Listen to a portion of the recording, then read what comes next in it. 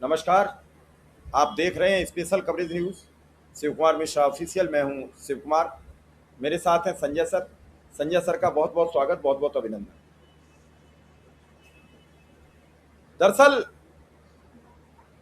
अब बड़ा संकट उत्पन्न हो गया है। मोदी शाह की परेशानियों का सबब दूर नहीं हो रहा है, जबकि मीडिया का एक संवर्ग कह रहा है उन पर कोई परेशानी नहीं है। सांसद जो आए वो 20 नहीं हो रहे हैं। भागवत को पत्र लिखा जा रहा है। भागवत हिटलर का भी जिक्र कर रहे हैं। अब ये लेटर जब से नागपुर पहुंचा है तब से हड़कंप मचा हुआ है। क्या आरएसएस के दफ्तर में, ऑफिस में ताला लगेगा? इस लेटर ने चौतरफा दबाव बना दिया है और इस लेटर के बाद कई तरीके की इफ एंड बट खत्म हो गई हैं और बाकायदा गृह मंत्री प्रियांक खड़गे ने ये लेटर लिखकर ये साबित कर दिया, जो आपकी स्क्रीन पर है, द श्री मोहन भागवत। अब इस लेटर को बारे में संजय सर पूरा बताएंगे। इस लेटर से सियासी सरगर्मी बढ़ गई है। अब भागवत मोदी और शाह को कोस रहे होंगे कि तुमने सबसे पेपर मांगे, अब लोग हमसे पेपर मांग रहे हैं, हमें फंसा दिया। तुम दोनों तो निकल गए, तुमने हमें फंसा दिया। भागवत कल कह रहे थे, हिटलर का जिक्र कर रहे थे, तुरंत हिटलर का करने लगे। कल भागवत कह रहे थे कि हम विदेश यात्रा पर जाएंगे क्योंकि अमेरिका सबसे पहले बवाल कर रहा है, अमेरिका पाबंदी लगाने पर तैयार है। तो इन सब चीजों से इनका एक प्रोग्राम नहीं होने दिया। एक यूनिवर्सिटी को ये किताबें देना चाहते, वहां किताबें नहीं देने दी। तो बड़ा संकट आन पड़ा है। मोदी के पास कई संकट है। महंगाई है, बेरोजगारी है, डीजल पेट्रोल है, डॉलर है। उसके बाद मोदी जी विदेश यात्रा से बाज नहीं आ रहे हैं। संजय सर से तो मना कर दिया, हम जा नहीं सकते थे कि विदेश नहीं जाओगे, लेकिन खुद लगातार जब से कहा है तब से विदेश की तैयारी में है। ऐसे देश के उत्थान करने वाले अगर प्रधानमंत्री हों तो देश को कौन बैक में ला सकता है? संजय सर, अब चौतरफा गिरे मोदी और भागवत, कैसे निकलेंगे? असल में हमला आरएसएस पे है और आरएसएस का मतलब एकदम बीजेपी की जड़ पे। ये इस लेटर के बारे में भी बता देना थोड़ा बहुत दर्शकों को। हाँ बिल्कुल। तो मतलब राहुल गांधी ने आरएसएस पे सीधा निशाना साधा और वो नाम लेकर आरएसएस के बारे में बोलते रहे। और अभी जब ये कर्नाटक में मुख्यमंत्री बदले तो प्रियांक खड़गे को गृह मंत्री बनाया गया है। और जब बनाया गया तभी उन्होंने कहा कि अभी तो मैंने शपथ ही ली है और आप बोलने लगे, आप परेशान होने लगे। तो मुझे लग रहा था कि प्रियांक खड़गे को बनाया ही इसीलिए गया है गृह मंत्री कि वो आरएसएस से मोर्चा ले। और ठीक है, मतलब कांग्रेस के पास आरएसएस से मोर्चा लेने के लिए अगर कोई मजबूत आदमी है, राहुल गांधी जो करते रहे वो करते रहे, लेकिन उतने से बात नहीं बनेगी। और सीधा निशाने पे लेना है तो ये चिट्ठी जो है उन्होंने लिखी है मोहन भागवत जी को। मोहन भागवत जी लिखा हुआ है बिल्कुल हाथ से। तो उसमें मोहन भागवत जी से कहा गया है कि भाई, और वो कहते रहे हैं कि इस देश में सब्जी वाला सब रजिस्टर्ड है, सबके लिए रजिस्ट्रेशन जरूरी है, सबको आयकर देना होता है, सबको अपने खर्चे का हिसाब देना होता है। लेकिन एक पीएम केयर्स है और एक ये आरएसएस है जिसको खर्चे का हिसाब नहीं देना होता है। तो ये नहीं चलेगा और आपको हिसाब देना पड़ेगा, रजिस्ट्रेशन कराना पड़ेगा वगैरह। तो आरएसएस जो है वो है और जैसा है वैसा है, मैं उसके बारे में बात नहीं कर रहा। लेकिन आरएसएस से जो प्रॉब्लम है वो बीजेपी है। बीजेपी का प्रॉब्लम हम लोग देख रहे हैं कि नरेंद्र मोदी ने क्या कर रखा है देश का, और कैसे उनका जो उनकी जो ट्रोल सेना है वो सही गलत का भेद ही खत्म कर दिया गया है। और उसमें कोई भी आप ढंग की बात नहीं कर सकते। जो राहुल गांधी ने कहा था कि देश भर में पेट्रोल छिड़क दिया गया है, सिर्फ आग लगाने की बात है। तो सामाजिक तनाव वगैरह सब बहुत ज्यादा है और जाहिर है ये सब आरएसएस का किया धरा है और कई साल में किया गया है। और अगर मोदी जी प्रधानमंत्री बन गए 2014 में और फिर 2019 में वो जैसे जीते, अब कहने में कोई दिक्कत नहीं है, अब सब सार्वजनिक है कि क्या क्या उन्होंने किया, पुलवामा से लेकर के घुसकर मारूंगा तक। और घुसकर मारूंगा का हाल अभी अमेरिका में दिखाई दे रहा है। मतलब कल सुप्रिया श्रीनाथ ने एक प्रेस कॉन्फ्रेंस करके बताया कि अमेरिका ने मार दिया नाविकों को, एक और नाविक की डेथ हुई है, उसकी बॉडी लाने के लिए कोई या सुरक्षित रखने की व्यवस्था नहीं हुई है, उसका भी वीडियो घूम रहा है। और नागरिकों की पहले अमेरिका ने सबको बेड़ियों में भेजा था, तब नरेंद्र मोदी या प्रधानमंत्री कुछ नहीं बोले। तो जो देश की हालत है, और वो तब जब अब की बार ट्रम्प सरकार मोदी जी कर चुके हैं और ट्रम्प से दोस्ती उनकी है ही है, उसमें सुप्रिया श्रीनाथ ने दिखाया कि एक तरफ देश में यह हालत है कि लोग रो रहे हैं, और जाहिर है विदेश में अगर किसी का बच्चा मारा जाए या मर जाए, और जाहिर है वहां पुलिस केस में सब होगा जब ये है युद्ध की स्थिति है ही है, डेड बॉडी वहां से लाना आसान नहीं होता है, और कोई मर जाए और डेड बॉडी भी ना मिले तो कितनी बुरी स्थिति होगी, और आदमी कितना लाचार होता है, और जाहिर है उसमें वो कुछ नहीं कर सकता, जो भी करना है सरकार को करना है, सरकार के अंतर्राष्ट्रीय संबंधों का मामला है, सब कुछ है, लेकिन सरकार कुछ कर नहीं रही है, या अगर कर भी रही हो तो जाहिर है डेड बॉडी नहीं आया तो उसकी चिंता होगी। और दूसरी तरफ प्रधानमंत्री विदेश घूम रहे हैं, और सिर्फ घूम नहीं रहे हैं, डांस देख रहे हैं, और जिसकी पूरी तैयारी की गई थी, और जाहिर है उसका भी प्रचार किया जा रहा है। मतलब अगर चले गए विदेश और डांस का प्रचार नहीं किया गया होता, ये नहीं बताया जाता कि वो वहां नाच देख रहे थे, तो माना जाता कि हाँ चलो ठीक है, कुछ जरूरी काम से गए होंगे और देश की जरूरत के लिए उनका जाना जरूरी था, या वो भारत में नहीं रह सकते थे तो गए, और जाहिर है सारा काम प्रधानमंत्री नहीं करते हैं तो दूसरे लोग दूसरा काम कर रहे होंगे। लेकिन यहाँ स्थिति बिल्कुल अलग है कि दूसरे लोग कुछ करते नहीं है, प्रधानमंत्री विदेश घूम रहे हैं या नाच देख रहे हैं, आप उसको जो कहिए जैसे कहिए। ठीक है कि उन्होंने उनका जो प्रोविजन वो था, क्या बोलते हैं, मकसद था, वो सब उन्होंने कहा, और ये घोषणा अखबारों में छप गई कल कि ये क्या बोलते हैं, फ्रांस के साथ करार करेंगे और व्यापार दूना करेंगे वगैरह वगैरह। लेकिन इस तरह की घोषणाएं होती रही हैं पहले भी, और अमेरिका के साथ भी करार हुआ है, उस पर तमाम सवाल है, उसका जवाब नहीं है, और अब फ्रांस से करार कर लिया। फ्रांस से करार करने से अगर इतना ही जरूरी था तो अभी तक क्यों नहीं किया था? और अगर अभी उसमें जब आप अभी कुछ दिन पहले आप कह रहे थे स्वदेशी बनो और निर्यात नहीं हो रहा है, और ये स्वदेशी पर जोर दे रहे थे, और अब आप निर्यात की बात कर रहे हैं, और सिर्फ निर्यात की बात नहीं कर रहे हैं, आयात भी डबल करेंगे। तो निर्यात तो पता नहीं क्या करेंगे, कहाँ से करेंगे, कैसे करेंगे, बन रहा है वो कहाँ रखा हुआ है या कहाँ है जिसको आपको निर्यात करना है, वो सारी चीजें हैं, वो तो ठीक है आपके पास है तो आप निर्यात कर देंगे, लेकिन आयात क्या करेंगे और किस चीज की जरूरत है और कहाँ खरीदने की शक्ति है। जैसे आपने कह दिया कि सोना नहीं खरीदी, और सोना खरीद कौन रहा है, किसके पास खरीदने के पैसे, तो सारी बातें हैं जो कई बार जले पर नमक लगाने जैसा होती है। तो वो सब हो रहा है, और पहले ये नहीं होता था कि मोदी जी विदेश घूम रहे हैं और यहाँ दिखाया जाए कि मोदी जी ये सब छोड़ करके विदेश घूम रहे हैं। अब ये सब होने लगा है, उसमें आरएसएस, चूंकि आरएसएस इनका क्या बोलते हैं, ये मूल संगठन है बीजेपी का, और आरएसएस से नाराजगी राहुल गांधी की दिखाई देती है, वो बोलते रहे हैं, और नाराजगी निराधार नहीं है, ऐसे ही नहीं है, उसके कारण है और पर्याप्त है।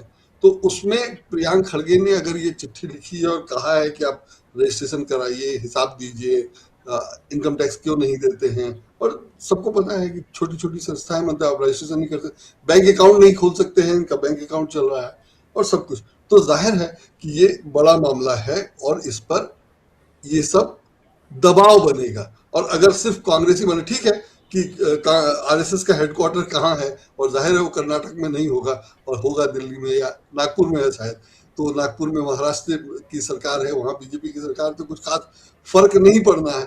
लेकिन अगर कांग्रेस के राज्यों में इस तरह से दबाव, इस तरह से कहा जाने लगे कि आप जवाब दीजिए या रजिस्ट्रेशन कराइए, तो जाहिर है बीजेपी पे या आरएसएस पे दबाव पड़ेगा, और बीजेपी आरएसएस कांग्रेस पे ऐसे काम करती रहती है। अगर कांग्रेस के खिलाफ कुछ बोला जाए तो तुरंत यूपी में केस हो जाता है राहुल गांधी के खिलाफ, और अभी हाल में खबर छपी थी कि कर्नाटक में रहने वाला कोई यूपी में आकर के केस करता है, और उसकी शिकायत की गई, तब जाकर के उसको कोर्ट ने उसको नोटिस किया वगैरह। तो ये सब बीजेपी पॉलिटिकली जहां वो मजबूत है अपने राज्यों में, कांग्रेस के खिलाफ अभियान चलाती रहती है, सब करती रहती है। कांग्रेस ये सब नहीं करती थी, लेकिन अब जब कांग्रेस ने करना शुरू किया है तो उसके मायने हैं, और वो दिखाई दे रहा है कि राहुल गांधी ने शुरुआत की, और अब उन्होंने लगता है कि प्रियांक खड़गे को कर्नाटक का गृह मंत्री बनाकर विशेष तौर से ये जिम्मा उनको सौंपा है कि आरएसएस को कसा जाए कम से कम। तो ये तो चल ही रहा है और ये तो है ही है। लेकिन जो बीजेपी की राजनीति चाणक्य वाली है, उसमें जो अभी टीएमसी को तोड़ने की बात हो रही थी, वो भी मामला दिलचस्प मोड़ पे है। और जिस ढंग से होता है कि उम्मीद थी कि ओम बिरला फैसला दे देंगे उसके पक्ष में, लेकिन ऐसा कुछ फैसला हुआ है नहीं दिखाई दे रहा है, क्योंकि जो सांसद उनके पास गए वो 17 ही हैं, जो चिट्ठी दी गई वो 20 की है। और काफी समय से चर्चा चल रही थी कि 20 लोग उनके साथ हैं या 20 लोग तृणमूल से बागी हो गए हैं, लेकिन जो उनके पास लोकसभा अध्यक्ष के पास गए वो 17 ही हैं। हालांकि चिट्ठी में 20 लोगों का नाम होना बताया जा रहा है, तो जाहिर है कि 2-3 लोग हाँ बोल के पहले बागियों को फिर ना हो गया है, या उनके साथ थे ही नहीं, लोगों ने दावा किया उनके साथ है।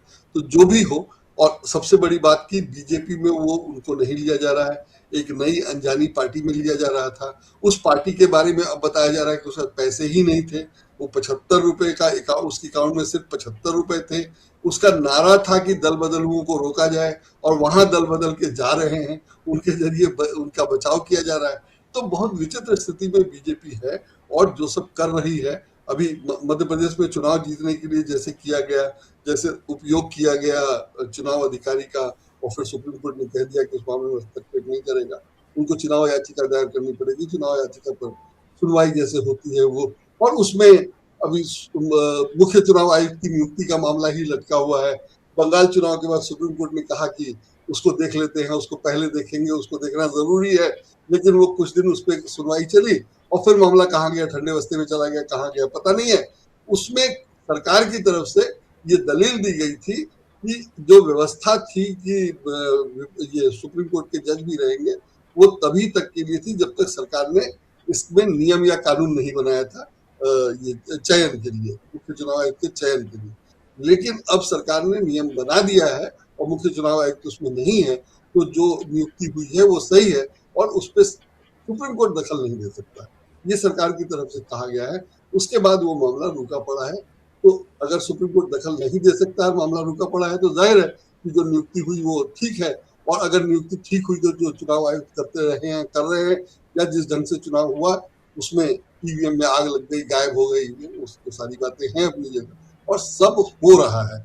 और उस बीच माने चुनाव में गड़बड़ी, एसआईआर, लाखों लोगों को वोट नहीं देने देना, सब होने के बाद जब सुप्रीम कोर्ट को ये समझ में आया, सुप्रीम कोर्ट ने कहा था कि अगर हटाए गए वोट से ज्यादा अंतर होगा, कम अंतर होगा जीत हार का, तो उस पर देखना पड़ेगा, उस पर देखा नहीं गया। तमाम सारी बातें हैं जिससे लग रहा है कि बहुत खराब हालत है और सरकार मनमानी कर रही है, उस पर कोई नियंत्रण नहीं है, वो सब दिखाई दे रहा है। उसमें आरएसएस पर ये चिट्ठी, आरएसएस पर ये हमला या आरएसएस को कसने की ये कोशिश मायने रखती है। और इधर सरकार मुश्किल में है, वो पता चल रहा है तृणमूल की जो चाल थी, माने ठीक है कि सरकार पे कोई फर्क नहीं पड़ेगा, वो बहुमत में है, लेकिन सरकार की जो योजना 2029 के चुनाव के लिए है कि वो परिसीमन और नारी आरक्षण का लागू कर ले, वो मामला अभी लटक जाएगा। और लटकेगा वो महत्वपूर्ण नहीं है, महत्वपूर्ण ये है कि सरकार ने बंगाल में चुनाव जीतने के बाद टीएमसी को तोड़ने की, विधानसभा में तो तोड़ दिया लेकिन लोकसभा में भी तोड़ने की कोशिश की, और वो लगता है मामला फंस गया। और उसमें अगर तृणमूल के 16-17 सांसद को फिर से चुनाव लड़ना पड़ेगा, तो उनका तो जो होगा सो होगा, दोबारा चुनाव का खर्चा और वो सब भी है। और अमित शाह को या बीजेपी को जो झटका लगा कि वो करना जो चाहते थे वो नहीं हुआ, वो सारी बातें अपनी जगह हैं जो मुझे लगता है कि महत्वपूर्ण है। सर, इस पूरे मामले में जब हम चर्चा करते हैं, बातचीत करते हैं, तो सरकार चारों तरफ से घिरी महसूस हो रही है। बिल्कुल, संघ में हड़कंप मचा हुआ है कि पता नहीं ताला लगेगा, क्या होगा। आज केरल में भी जो लोग आरएसएस के प्रोग्राम में गए थे उन सभी कुलपतियों को लताड़ लगाई गई है, डांटा गया है कि ऐसा नहीं हो सकता है। आखिर इस सबसे संघ कैसे निपटेगा? नहीं, मैंने चूंकि केंद्र में बीजेपी की सरकार है और प्रधानमंत्री लाल किले से केंद्र उसके आरएसएस की प्रशंसा कर चुके हैं, तो अभी मुझे लगता नहीं कि फिलहाल कुछ हो पाएगा, लेकिन उस पर दबाव है। और उस दबाव का कारण, उस दबाव के कारण तृणमूल के बागी सांसद 20 नहीं हो पाए या 19 नहीं हो पाए। मुझे ऐसा लगता है, मैंने जिस दिन ये सरकार कमजोर दिखने लगेगी, और वो दिखाई देने लग रहा है या कई बार दिखता है, तो मुझे लगता है कि जिस दिन ये सरकार कमजोर दिखने लगेगी, उस दिन इसको छोड़ने वाले लोग, जिनको ईडी सीबीआई का डर दिखा करके जिनको बीजेपी ने अपने साथ रखा हुआ है, या जो तृणमूल को भी तोड़ने की कोशिश करे, तो उसमें भी कई सारे मामले वैसे ही हैं ईडी सीबीआई वाले। तो ईडी सीबीआई के डर से जिन लोगों को तोड़ के बीजेपी अपने साथ रखे हुए है, उनको जब आरएसएस पर हमला हो जाएगा, आरएसएस पर हमला का मतलब सरकार करेगी, कर्नाटक की सरकार या किसी भी कांग्रेस स्टेट में हो जाए, कोई कार्रवाई हो जाए, उसको रजिस्ट्रेशन ही कराना पड़े, उतना भी काफी होगा, तो ये मैसेज जाएगा कि सरकार जो है बीजेपी की, केंद्र की, या नरेंद्र मोदी की, या अमित शाह नरेंद्र मोदी की जोड़ी वाली सरकार कमजोर पड़ रही है। उसका असर ये होगा कि जो समर्थन इनको दे रहे हैं, अभी भी समर्थन दे रहे हैं, ये साधारण नहीं है। अभी भी 16-17 लोग बीजेपी में जाने के लिए तैयार हैं, ये साधारण नहीं है। जो लोग बीजेपी के खिलाफ वोट से जीत के आए हैं, वो बीजेपी में जाने के लिए तैयार हैं। माने बेशर्मी, अनैतिक तो छोड़ दीजिए, माने वो जिस अपने वोटर को क्या जवाब देंगे पता नहीं, अपनी नेता का क्या जवाब देंगे पता नहीं, समाज में अपने घर परिवार बच्चों को क्या बताएंगे पता नहीं। वो लोग अगर बीजेपी में जाने के लिए तैयार हैं, तो जाहिर है कि अगर स्थिति खराब होगी तो इन लोगों को डर या मजबूरी में जो जा रहे हैं वो शायद नहीं जाए। मतलब इन लोगों को उम्मीद थी कि बीजेपी के साथ 20 लोग चले जाएंगे या 20 बागी हो जाएंगे, और नहीं हुए, तो मुझे लगता है कि उसका कारण ये भी है कि बीजेपी पे या आरएसएस पे दबाव पड़ रहा है, या जो वो मनमानी करना चाह रहे हैं नहीं कर पा रहे हैं। जैसे ये बड़ी जोर से प्रचार है कि ये मीनाक्षी नटराजन का जो पर्चा खारिज हुआ वो कांग्रेस की गलती थी, या कांग्रेस के अंदरूनी लोगों ने बीजेपी वालों को बता दिया कि ये केस अब ये हो। ठीक है, हो सकता है बताया हो, लेकिन मैं नहीं मानता कि उस केस में ये दम था और उसको नहीं लिखने में कोई गलती थी, या पता होता तो भी लिखा जाता और जैसे शुरू से कहा जाता रहा। तो वो सब बिल्कुल अपनी अपनी जगह है, और बाकायदा उनको हराया गया है, क्योंकि आरएसएस की सीट वो आरएसएस की नहीं, राज्यसभा की सीट वो जीत ही नहीं सकते थे, तो जीतने के लिए नामांकन ही खारिज करवा दिया गया, दिखाई दे रहा। लेकिन प्रचार ये किया जा रहा है कि कांग्रेस के लोग जो है वो इसमें क्या बोलते हैं, चूक गए, या उन लोगों ने पर्चा भरने में ये डिटेल देने नहीं दिया इसलिए हो गया, और कांग्रेस के लोगों ने ही बीजेपी को बता दिया इसलिए मुद्दा हो। लेकिन मुझे लगता है कि कांग्रेस ने आरएसएस की 12 से 16 राज्यसभा की एक सीट छोड़कर बीजेपी की जो पोल खोली है, बीजेपी बैडमिंटन यूरोप में जजों के साथ उसकी जो पोल खोली है, जो सुप्रीम कोर्ट का फैसला आया, वो सब साफ दिखाई देने लगा है। और जो किसी को भी समझ में आएगा कि जब नियम तय है और उस नियम के अनुसार उसको लिखा ही नहीं जाना था, तो जबरदस्ती करने से तो नहीं हो जाएगा ना कि आपने ठीक किया है। तो वो सबको समझ में आ रहा है, और मुझे लग रहा है कि इस तरह की चीजें जो हो रही हैं, जिसमें ये कांग्रेस को कमजोर बताने की कोशिश कर रहे हैं, वो है नहीं, और कांग्रेस की मजबूती दिखाई दे रही है।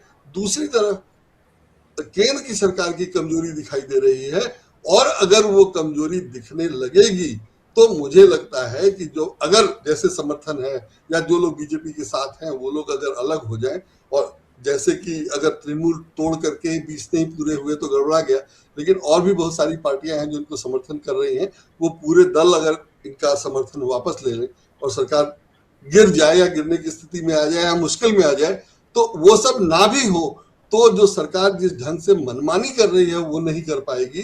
तो मुझे लगता है कि काफी दिक्कत आने वाली है, और 2029 जीतना तो बहुत बाद की बात है, और अगर 2029 नहीं जीतेंगे तो जो होना है, जिसकी बात की जा रही है कि मोदी जी ने जो गलतियां की हैं वो सब अपनी जगह, उसकी जांच होगी वगैरह वगैरह, और बहुत सारे आरोप हैं, उनकी जांच नहीं हुई है, जवाब नहीं है बहुत सारे मामलों का।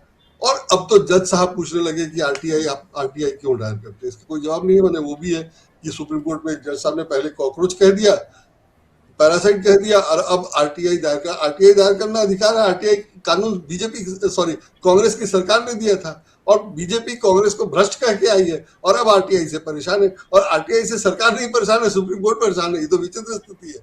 सुप्रीम कोर्ट को परेशान होने का क्या मतलब है? अगर कानून है तो उसके तहत लोग कार्रवाई करेंगे, मांग करेंगे, और सुप्रीम कोर्ट उससे नाराजगी जता रहा है। ये अजीब स्थिति है, और ये सब अब दिखने लगा है कि बीजेपी को, जैसे राहुल गांधी ने कहा है कि हर जगह आरएसएस के लोग बैठा दिए गए हैं, आरएसएस की विचारधारा के लोग बैठा दिए गए और उससे सारा मामला एक दिशा में जा रहा है, एक तरह से सोचा जा रहा है, एक तरह से फैसले आ रहे हैं। तो वो सब जो है धीरे धीरे अगर कमजोर होने लगेगा तो मुझे लगता है कि बीजेपी को दिक्कत होगी, और दिक्कत हो रही है। ये बहुत बड़ी बात है कि प्रधानमंत्री वहां नाच देख रहे हैं और यहाँ कहा जा रहा है कि लोग मर रहे हैं, परिवार वाले रो रहे हैं और प्रधानमंत्री नाच देख रहे हैं। ये मतलब मुझे लगता है कि 56 इंची सीना और पता नहीं क्या क्या केला सब पर भारी, ऐसे प्रधानमंत्री की ये स्थिति हो गई है। तो मुझे लगता है कि यही काफी खराब है, और इससे बेहतर होता कि आदमी 5 साल में बदल जाता या प्रधानमंत्री नहीं रहता। और मोदी जी नेहरू जी से बराबरी करने चले थे, और नेहरू जी के बारे में जो सब कहा गया और उसमें इनकी जो खिंचाई हुई कि इन्होंने क्या नहीं किया या इनकी दोनों का कोई मुकाबला ही नहीं है, कोई तुलना ही नहीं है, उससे मुझे लगता है कि इनके दिन बुरे आ रहे हैं या बुरे आ गए हैं, वो सब हो रहा है। चलिए, आपका बहुत बहुत आभार, बहुत बहुत धन्यवाद। दर्शकों को इस महत्वपूर्ण मुद्दे से अवगत कराया। दर्शक समझें और विचार करें, हमें भी कमेंट में लिखें। हमें जवाब की प्रतीक्षा रहेगी कि आरएसएस के दफ्तर पर ताला लगना चाहिए। संजय सर का बहुत बहुत आभार, बहुत बहुत धन्यवाद।